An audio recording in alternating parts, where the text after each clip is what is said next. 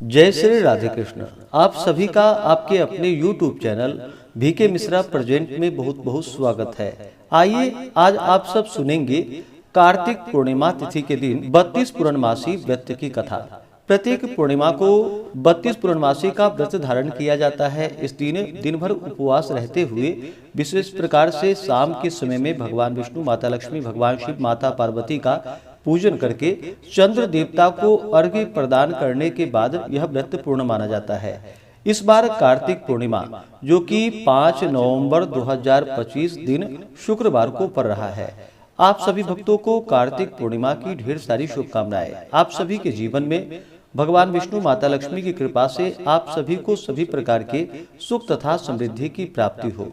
हिंदू धर्म में कार्तिक पूर्णिमा का बड़ा ही विशेष महत्व माना गया है। इस दिन को कार्तिक पूर्णिमा, त्रिपुरारी पूर्णिमा, त्रिपुरी पूर्णिमा आदि नामों से जाना जाता है।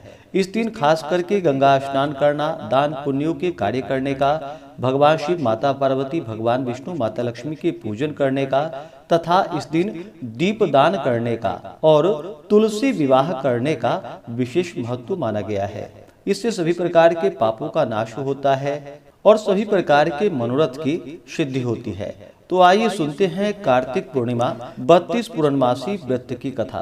तो बोलिए प्रेम से भगवान विष्णु की जय, माता लक्ष्मी की जय, भगवान भोलेनाथ की जय, माता पार्वती की जय, सर्व देवी देवता की जय। बहुत समय पहले की बात है। एक बार मैया यशोदा ने भगवान श्री कृष्ण से पूछा कि हे कृष्ण, तुम सारे संसार के उत्पन्न करता, पोषक तथा उसके संहार करता हो। आज कोई ऐसा व्रत मुझे कहो जिसके करने से मृत्यु लोक में स्त्रियों को विधवा होने का भय न रहे तथा यह व्रत सभी मनुष्यों की मनोकामनाएं पूर्ण करने वाला हो। तब भगवान श्री कृष्ण कहने लगे कि हे माता, आपने बड़ा ही सुंदर प्रश्न किया है। मैं आपसे ऐसे ही व्रत को सविस्तार कहूँगा। सौभाग्य की प्राप्ति के लिए स्त्रियों को 32 पूर्णमासियों का व्रत करना चाहिए। इस व्रत के करने से स्त्रियों को सौभाग्य, संपत्ति मिलती है। यह व्रत अचल सौभाग्य को देने वाली एवं भगवान शिव के प्रति मनुष्य मात्र की भक्ति को बढ़ाने वाला है। यशोदा माता ने कहा कि हे कृष्ण, सर्वप्रथम इस व्रत को मृत्यु लोक में किसने किया था, इसके विषय में मुझे सविस्तार कहो। भगवान श्री कृष्ण कहने लगे कि इस भूमंडल पर एक अत्यंत प्रसिद्ध राजा जो कि चंद्रहास नाम से पालित अनेक प्रकार के रत्नों से परिपूर्ण कातिका नाम की एक नगरी थी। वहाँ पर धनेश्वर नाम का एक ब्राह्मण रहता था और उसकी स्त्री अति सुशीला रूपवती थी। दोनों ही उस नगरी में बड़े ही प्रेम के साथ रहते थे। घर में धन धान्य आदि किसी भी वस्तु की कोई कमी नहीं थी। उनको एक बड़ा सा दुख था कि उनके पास उनकी कोई संतान नहीं थी। इस दुख से वह अत्यंत दुखी रहते थे। एक समय एक बड़ा तपस्वी योगी उस नगरी में आया। वह योगी उस ब्राह्मण के घर को छोड़कर अन्य सब घरों से भिक्षा लाकर भोजन किया करता था। रूपवती से वह भिक्षा नहीं लिया करता था। उस योगी ने एक दिन रूपवती से भिक्षा न लेकर किसी अन्य घर से भिक्षा लेकर गंगा किनारे जाकर भिक्षान्न को प्रेम पूर्वक खा रहा था कि धनेश्वर ने योगी का यह सब कार्य किसी प्रकार से देख लिया। अपने भिक्षा के अनादर से दुखी होकर धनेश्वर योगी से बोला कि हे महात्मन, आप सब घरों से भिक्षा लेते हैं परंतु मेरे घर की भिक्षा कभी भी नहीं लेते, इसका क्या कारण है? योगी ने कहा कि निसंतान के घर की भीख पतितों के अन्न के तुल्य होती है और जो पतितों का अन्न खाता है वह भी पतित हो जाता है। चूंकि तुम निसंतान हो अतः पतित हो जाने के भय से मैं तुम्हारे घर की भिक्षा नहीं लेता हूँ। धनेश्वर यह बात सुनकर अपने मन में बहुत दुखी हुआ और हाथ जोड़कर योगी के पैरों में गिर पड़ा तथा अंतर्भाव से कहने लगा कि हे महाराज, यदि ऐसा है तो आप मुझको पुत्र प्राप्ति का उपाय बतलाइए। आप सर्वज्ञ हैं, मुझ पर अवश्य ही कृपा कीजिए। धन की मेरे घर में कोई कमी नहीं, परंतु मैं पुत्र न होने के कारण अत्यंत दुखी हूँ। आप मेरे इस दुख का हरण करें। आप सामर्थ्यवान हैं। यह सुनकर योगी कहने लगे कि हे ब्राह्मण, तुम चंडी की आराधना करो। घर आकर उसने अपने स्त्री से सब वृतांत कहा और स्वयं तप के निमित्त वन में चला गया। वन में जाकर उसने चंडी देवी की उपासना की और उपवास किया। चंडी ने 16वें दिन उसको स्वप्न में दर्शन दिया और कहा कि हे धनेश्वर, जा, तेरा पुत्र होगा, परंतु वह 16 वर्ष की आयु में ही मृत्यु को प्राप्त हो जाएगा। यदि तुम दोनों स्त्री पुरुष 32 पूर्णमासियों का व्रत विधि पूर्वक करोगे तो वह दीर्घायु होगा। जितनी तुम्हारी सामर्थ्य हो आटे के दिए बनाकर शिव जी का पूजन करना, परंतु पूर्णमासी को 32 जो जानी चाहिए। प्रातः काल होने पर इस स्थान के समीप ही तुम्हें एक आम का वृक्ष दिखाई देगा। उस पर तुम चढ़कर एक फल तोड़कर शीघ्र अपने घर चले जाना। अपनी स्त्री से सब वृतांत कहना। ऋतु स्नान के पश्चात वह स्वच्छ होकर भगवान शंकर जी का ध्यान करके उस फल को खा लेगी। तब शंकर भगवान की कृपा से उसको गर्भ हो जाएगा। जब वह ब्राह्मण प्रातः काल उठा तो उसने उस स्थान के पास ही एक आम का वृक्ष देखा, जिस पर एक अत्यंत सुंदर आम का फल लगा हुआ था। उस ब्राह्मण ने उस आम के वृक्ष पे चढ़कर उस फल को तोड़ने का प्रयत्न किया, परंतु वृक्ष पर कई बार प्रयत्न करने पर भी वह न चढ़ पाया। तब तो उस ब्राह्मण को बहुत चिंता हुई और विघ्न विनाशक भगवान श्री गणेश जी की वंदना करने लगा।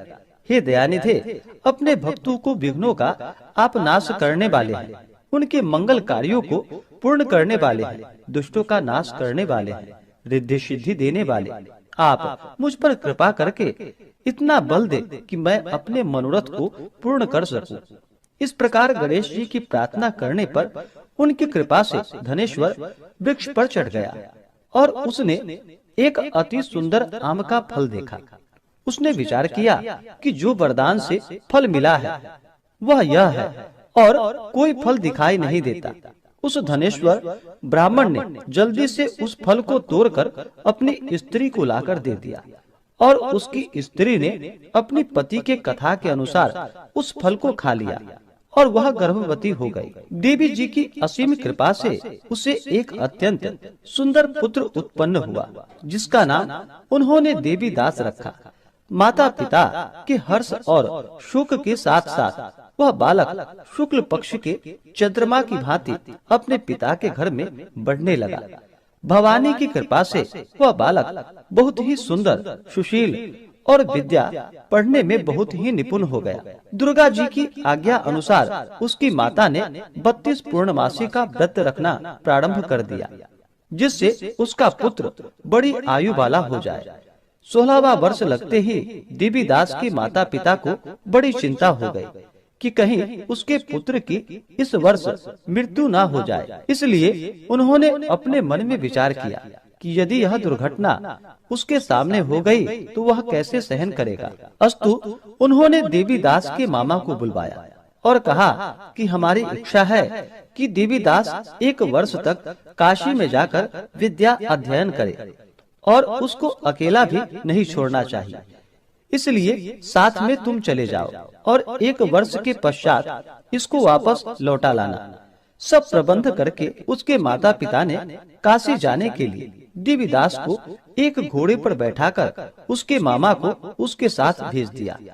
किंतु यह बात उसके मामा या किसी और को कहीं पता नहीं थी।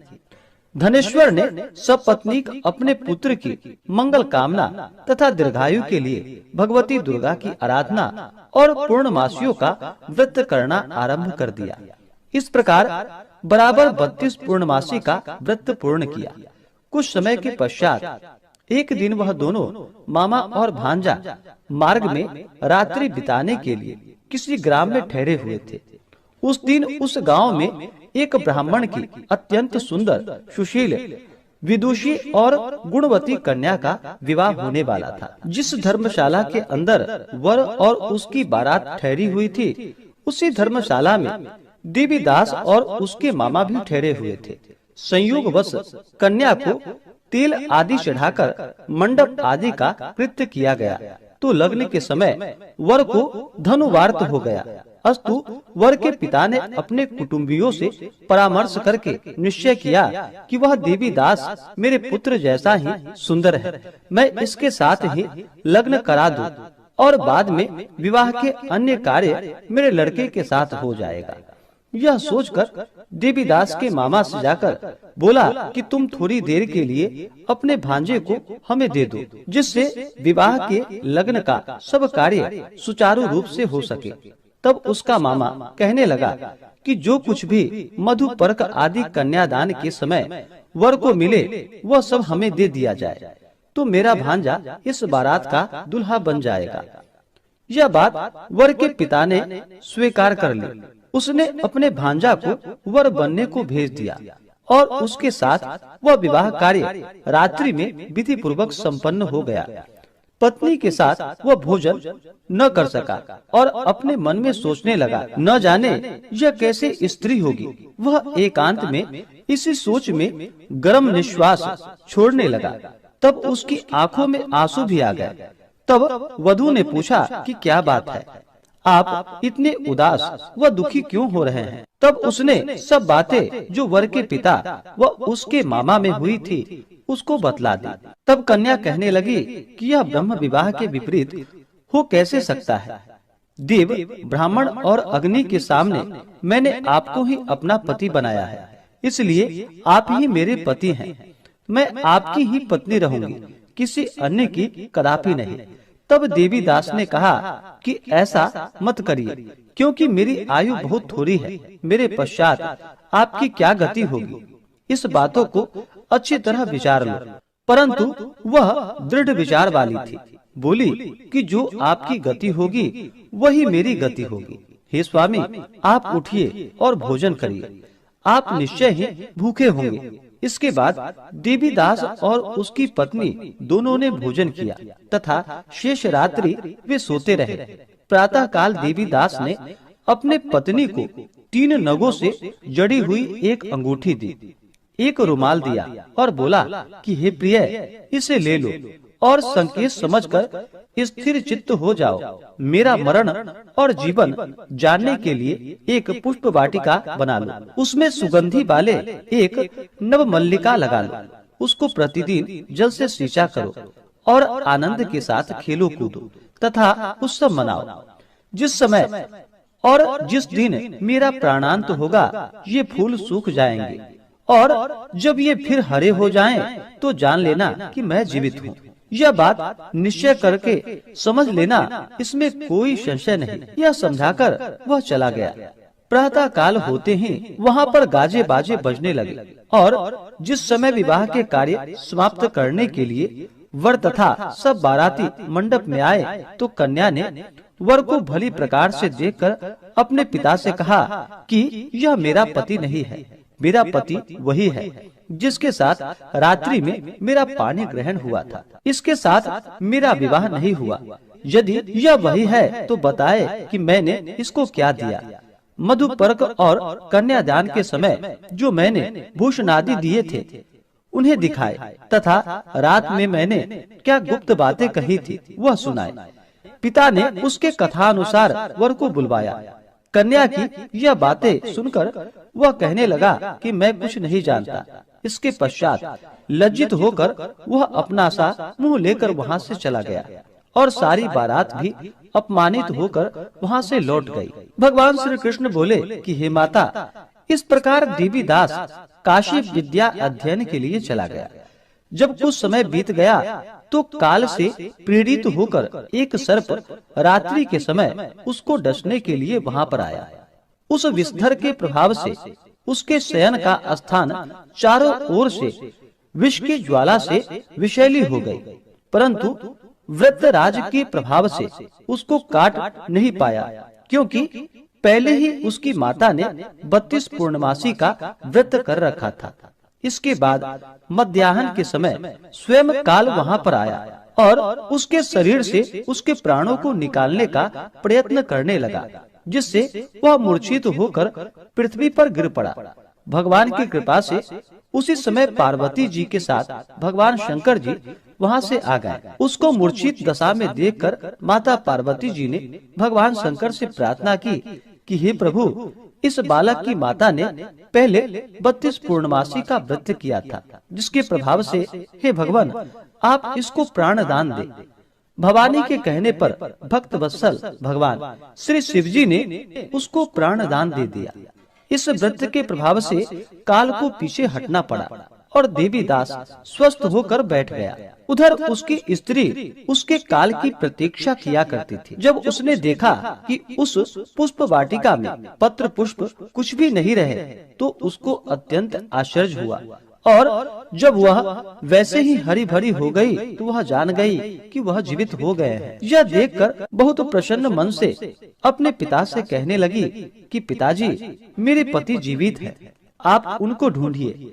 जब 16वां वर्ष व्यतीत हो गया तो देवीदास भी अपने मामा के साथ काशी से चल दिया। इधर उसे उसके ससुर उसको ढूंढने के लिए अपने घर से जाने वाले थे। वह दोनों मामा भांजा वहां पर उसी समय आ गए। उनको आया देखकर उसका ससुर बड़ा ही प्रसन्नता के साथ अपने घर में उसे ले गया।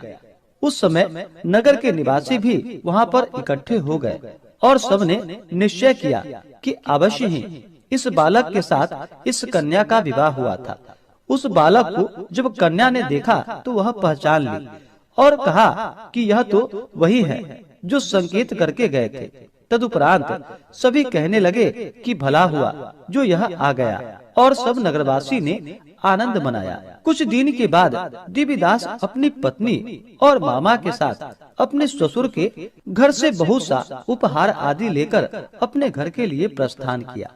जब वह अपने गांव के निकट आ गया तो कई लोगों ने उसको देखकर उसके माता पिता को पहले ही जाकर सारी खबर बता दी। तुम्हारा पुत्र देवीदास अपनी पत्नी और मामा के सहित आ रहा है।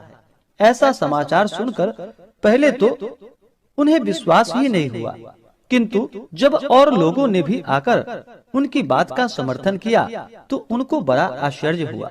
लेकिन थोड़ी देर में ही देवीदास ने आकर अपने माता पिता के चरणों में अपना सिर रखकर उन्हें प्रणाम किया और उसकी पत्नी ने अपने सास व ससुर के चरणों को स्पर्श किए तो माता पिता ने अपने पुत्र और पुत्र वधू को अपने हृदय से लगा लिया और दोनों की आंखों में प्रेमाश्रु बहने लगे।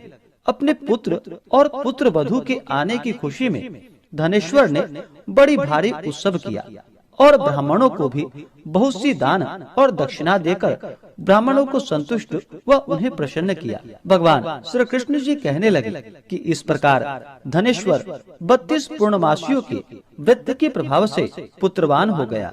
जो भी स्त्रियां इस व्रत को करती हैं, वे जन्म जन्मांतर में वैधव्य का दुख नहीं भोगती और सदैव सौभाग्यवती रहती हैं। यह मेरा वचन है, इसमें कोई भी संदेह नहीं है। यह व्रत पुत्र पौत्रों को देने वाला तथा संपूर्ण मनोकामनाओं को पूर्ण करने वाला है। 32 पूर्णमासियों के व्रत करने से व्रती की सभी इच्छाएं भगवान शिव जी की कृपा से पूर्ण हो जाती हैं। तो बोलिए प्रेम से भगवान विष्णु की जय, माता लक्ष्मी की जय, भगवान श्री कृष्ण की जय, भगवान भोलेनाथ की जय, माता पार्वती की जय, सर्व देवी देवता की जय। तो आशा करता हूँ कि यह जानकारी आपको अच्छा लगा हो।